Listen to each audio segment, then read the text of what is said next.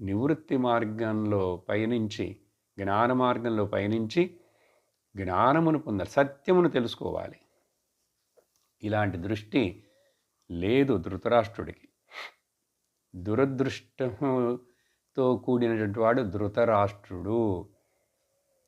శ్రేయ మార్గానికి, జ్ఞాన మార్గానికి రావటానికి ఇష్టపడకుండా, చెవులు ఇవ్వకుండా వినటానికి, అనుసరించడానికి ఉన్న వీళ్ళందరూ లోకంలో ఎవరైనా, మనలో కూడా ఎవరైనా అట్లా ఉంటే దురదృష్టులైన ధృతరాష్ట్రులు. ఎందుకు చెప్పాను కదా, దృఢంగా ఈ శరీరానికే అహంతకు, ఈ శరీరానికి చెందిన అన్ని